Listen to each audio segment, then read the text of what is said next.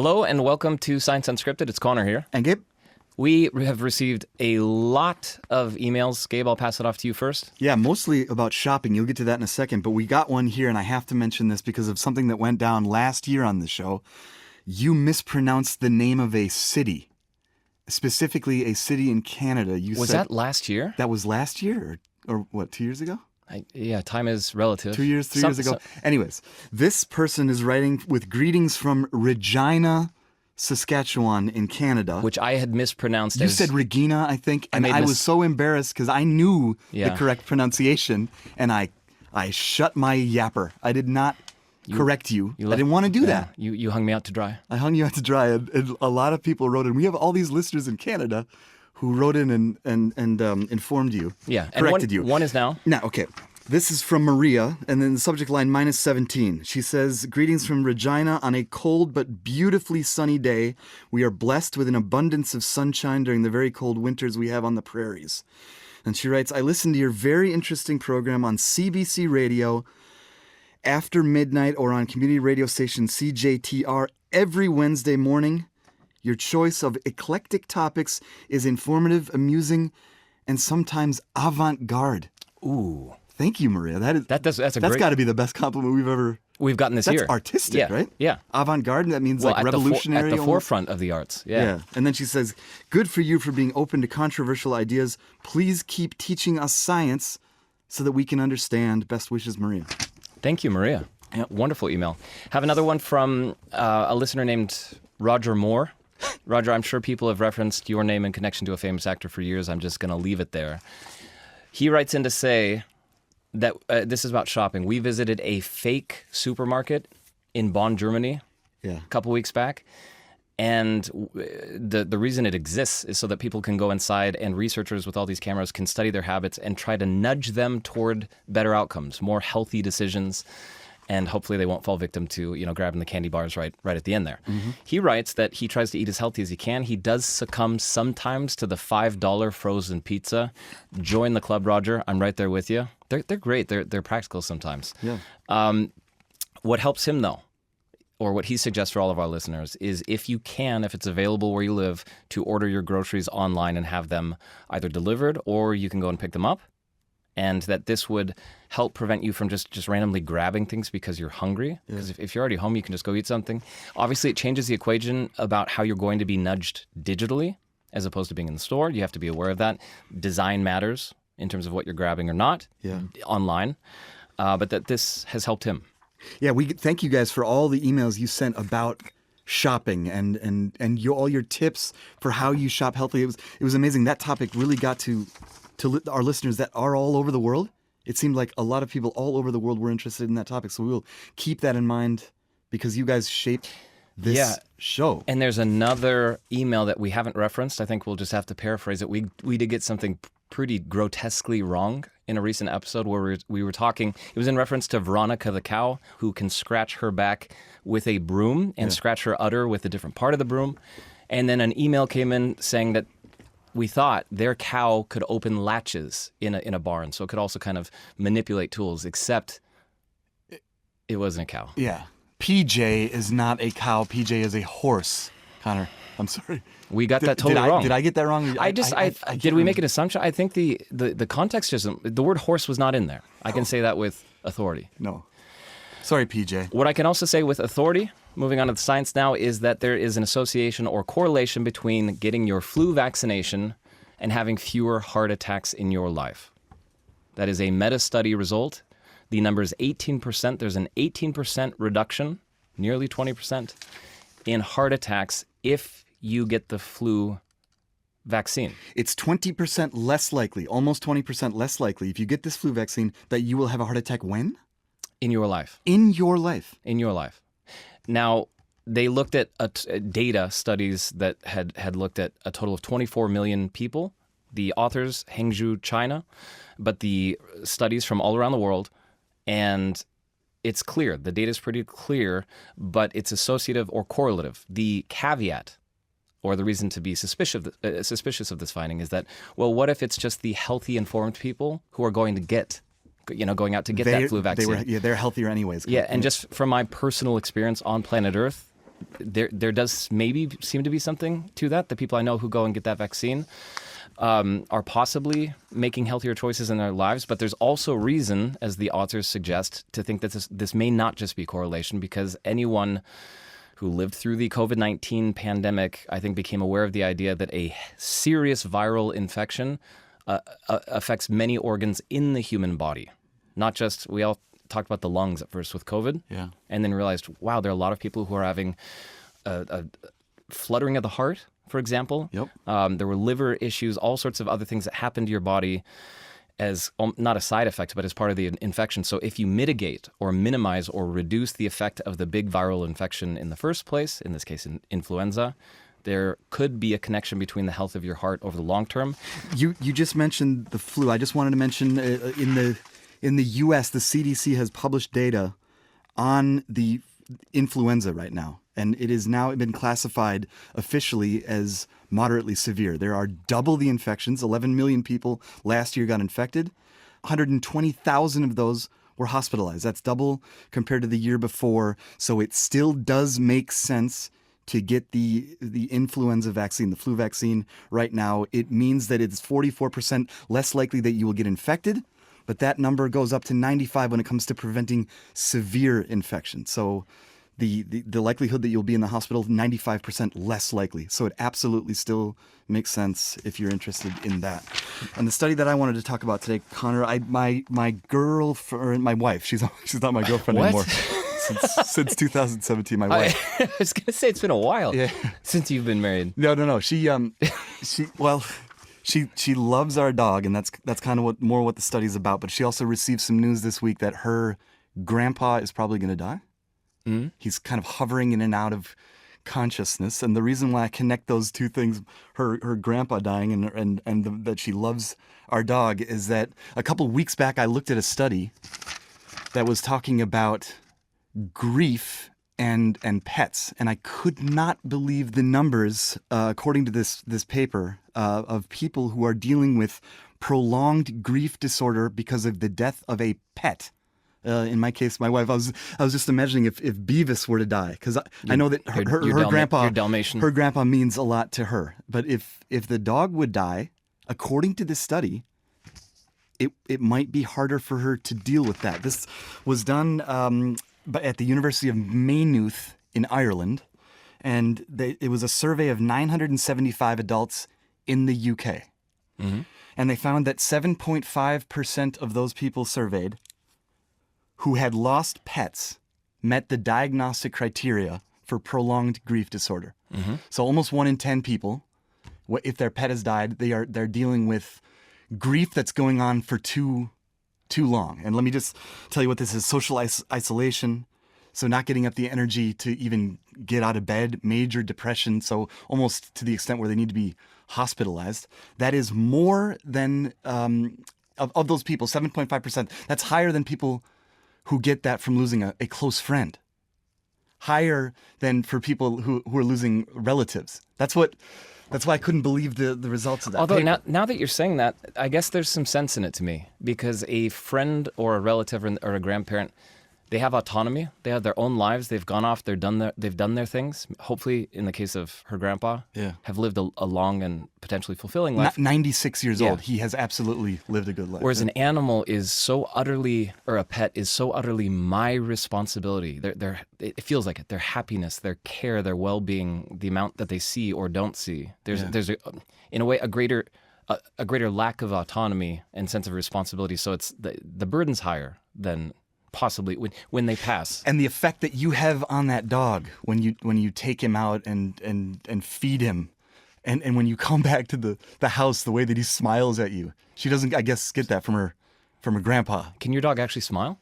Dalmatians are unique in that when they're happy, they show their fangs. Their upper jowls curl up like they're angry at you, and they show you their fangs. It's known as the Dalmatian smile, the Dal smile. Mm-hmm. Beavis does it every time. Like, even if I go to the bathroom and come back, he's like doing his big smile. He's doing his thing. But I wanted to say it's the only thing that causes more prolonged grief, according to that study of 975 people in the UK, was the loss of a partner. So that's how important pets are to people. I guess, the lesson there for everyone out there listening, if somebody you know is really grieving after losing a pet, I think it's easy for other people to dismiss that. There is nothing to worry about. That is normal. The grief. Yeah, but I mean, if it's somebody else, it's easy, if you're not a pet owner, to be like, oh gosh, what a loser. get over it, right? No, it's been measured. It is that significant. People are affected that much, and it's important to know that. Two quick little science bits here at the end. One of them is something we almost never do, which is why I thought we'd do it. It's a major project that has been canceled, and that is making astronomers really happy. I thought that was kind of fun. Yeah. So way up in the Atacama Desert in Chile, this is the driest non-polar region in the world. So basically, if you're not in the North Pole or South Pole, this is the driest spot. It's way, way up there, 2,500 meters, about 8,000 feet, and this is a place that very few people have probably been to. I've seen documentaries on it. I don't know if you've ever seen anything. The flora and fauna are really unique, so camera crews go up there and they film things. And also the ability to see the night sky. Yes. Okay. Yeah. And a project. What project was canceled? Well, because it has the least amount of rainfall of anywhere outside of the North or South Pole, effectively, it's a great spot to get free sunlight and free energy, right? And so the project there, what they were going to do, it's kind of a nice idea. They were going to set up a bunch of solar panels, generate electricity, and they were going to create green hydrogen through electrolysis. So what you're doing there is you're taking water, H2O, breaking off the O, keeping the H2, and now you've got hydrogen. You need a lot of electricity to do that. Break those covalent bonds. Yeah, and it feels free because you've got so much sunlight. Yeah. The other thing, which is relatively more new to me, is green ammonia. Ammonia... NH3, right? Yeah, can be used for various things, energy purposes, connected to fertilizers, etc. The plan was a $10 billion mega project up there, except that one of the world's most important telescopes, the Very Large Telescope, which is just a funny name, it's actually 4 telescopes, part of the European Southern Observatory, which it was the first thing to capture a direct image of an exoplanet. I'm fascinated by exoplanets. I love that stuff. Also, stars going around our black hole, or the supermassive black hole at the center of the Milky Way galaxy. A lot of important stuff there. And they're basically saying, look, if you build these facilities, you're going to wreck our ability to look out into the night sky. You're going to cause vibrations through the ground that's going to mess up our equipment. And about a little further off, they're building the extremely large telescope. So we have the very large. So they got the very, and now they've got extreme. The very large, and they're going extreme for the next one. It's a little further away from where they wanted to build this facility, and that's first light, or it's supposed to open up in 2029. Nice. And so that project has been canceled. And are they going to do it somewhere else, or are they going to push it on down the road? Or? The company behind it has not announced that. They've just said we've pulled out of that project. All right, what else you got for me? Final little quick thing here. Some of you may have seen the headline and misunderstood it. The popular sort of lay person's interpretation of this study is that you really can run from your problems. Wait a minute. This is a jog, right? Taking a jog. You can, yeah. And so the purpose of the study, this was Sao Paulo, Brazil. They took 72 people who had panic disorder. Frequent panic attacks, heart's racing, you're sweating, you fear anxiety, and there's no immediately understandable source for it. It just happens to some people sometimes. So 72 people who had PD, panic disorder, and who were not being medicated for it. And what a lot of people misunderstood from the headline, they thought that people who were having a panic attack. That's what I was. Okay, so you're not a panic attack. A panic attack hasn't started. No, yeah. I think if you just read quickly, you could have thought, okay, people who are having a panic attack go for a 30-second sprint, and that makes everything better. That's exactly the way I read the. That's what it sounded like. That's not what they did. What they did is they split every good experiment. You take these 72 people, put them into 2 groups. One of them is the control group, and you're not really doing much with them. The experimental group, the 36 people on the other side, they had and it was more than a 30-second sprint. It was like a slow warm-up, stretching, a walk, and somewhere in there a sprint for 30 seconds, and then you cool back down and stretch, and that's it. And the idea here is to get your body to associate that heart thumping with exercise. And not only that, but to associate your mind with the idea that I have control of that thumping. When I heart. do this, then that's going to cause this thumping. Right. Okay. There's a positive association Yeah. between you and your rapidly beating heart. Yep. And what they were able to demonstrate is that, again, it's a relatively small number of people, but even 24 weeks later, they were having better outcomes with PD, with panic disorder. Meaning fewer. Fewer. Yeah. And when they happened, the intensity was lower. And they also have something called the panic agoraphobia scale. So the extent to which It causes you to stay home? Or? yeah, you're fearful of doing things because it might happen. I'm just going to quote them here at the end. These findings support the incorporation of structured exercise-based IE, so intense exercise, into PD treatment programs as a low-cost and engaging option. So something for out there. If you know somebody who's affected by this, there are therapies out there. There's medication for this. But this might be a part of any therapy or treatment in the future. Yeah. Can be debilitating. Huh?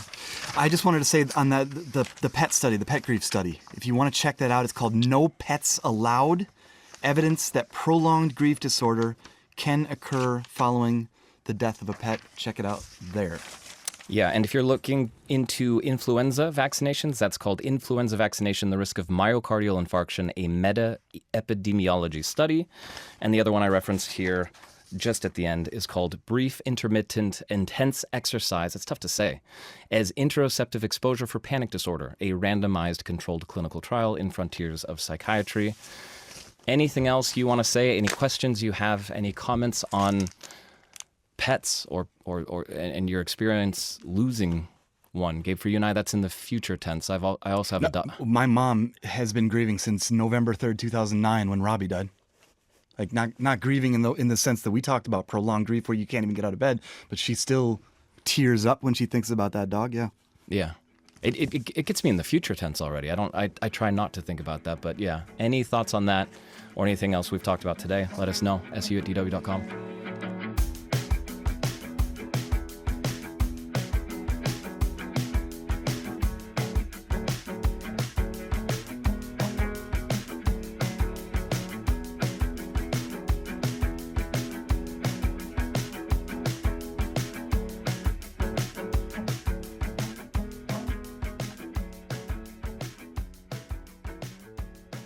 Are politicians in your country, wherever you're listening to this right now, are they more funny than they used to be? I know that's a kind of a strange question, and you have to have been alive for a while to be able to answer it.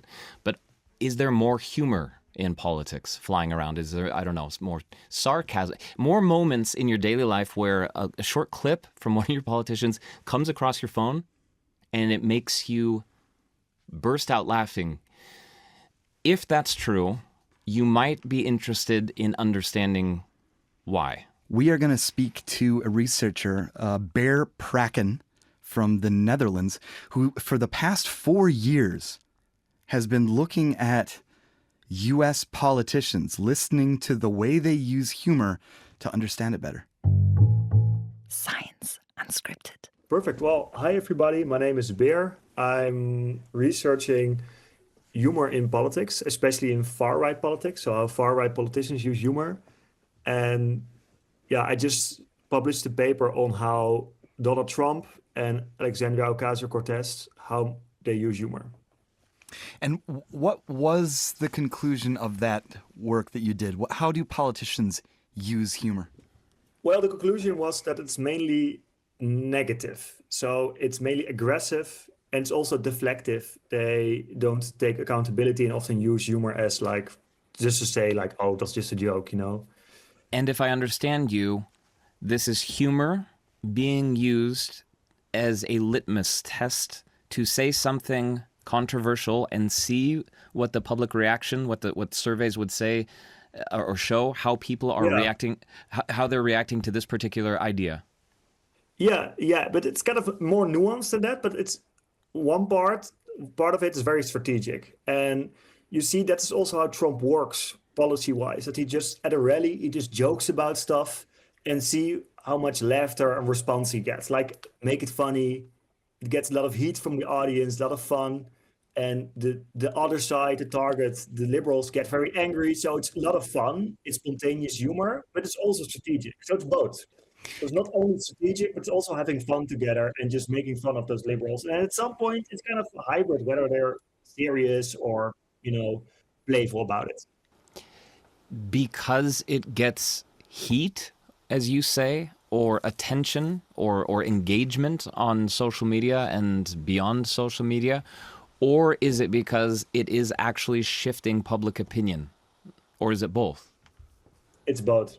And I think for a long time, research taught this first thing that so it's mostly, and research shows it's already like on social media, if you post something funny or if you make a commercial funny, it often gets a bit more, if it works, if it makes more attention. But other research, like empirical research, has shown that, and is not completely sure whether it's true, but that if you have political messaging and you have non-serious, humorous political messaging, everybody assumes that, people won't take it seriously, the message. But what happens is that people maybe laugh, but afterwards, if they ask about it or they're tested about it, they still take this humor very seriously. This is very interesting because most people think, okay, humor is maybe a bit fun, but it's not serious. But you can just, in this way, you can really infiltrate the minds of people by presenting stuff as jokes, and still people, while laughing, are taking it as serious as non-humorous communication. How does that work on a psychological level? Yeah, this is the billion-dollar question. I don't know yet, but I have the idea that there's also something behind it, that this playfulness, this playing with the other, this what I call dark playing. So like Trump playing with the Democrats or AOC playing with the GOP, like making fun of them. That also has kind of this effect that you are playing. You see it's kind of non-serious, but there is some effect behind it that creates, that makes it more serious. That over time, people start believing in these jokes, start thinking, well, maybe Trump should run for a third term, And maybe Trump himself is even influenced this way. Is this any different than a non-political person? One of our listeners out in the world right now who is, I don't know, together with their partner, and they want something. Let's say it's something really outrageous. It could be expensive. It could be way too adventurous. It could be whatever. And so the first way they approach it, very softly with their partner, is as a joke. Oh, wouldn't that be, crazy? Yeah. I know what I'm going to do. I'm just going to go out and spend money on whatever. Right? It's an extension of that, but in the political world. Yeah, it's often the best way, also at work or in other situations, to if you try to achieve something or you try to like be a bit edgy, see how far you can come. You can always use humor because that's like the safe, playful element to it. You laugh about it, you smile a bit, and then people don't take it that as a real violation of a norm or a transgression. How long have you been studying humor, Bear? I think already for like 3-4 years. Are you a funnier person now, or what effect has studying laughing had on you? I think this whole experience made me a bit, I don't know. I think humor is everybody is in their own way humorous or funny, I think, but it's very subjective. And I think 4 years ago, I would have said more easily like, oh, I think I'm a funny guy. I think I'm funny. I can make a joke. But now I think like, it's what you appreciate, what kind of norm transgressions you appreciate. So if you like joking about being a dictator, then, then you like Trump. Then you think he's funny, but other people don't think he's funny, or think he's funny because he looks weird or something. That's very subjective, I think.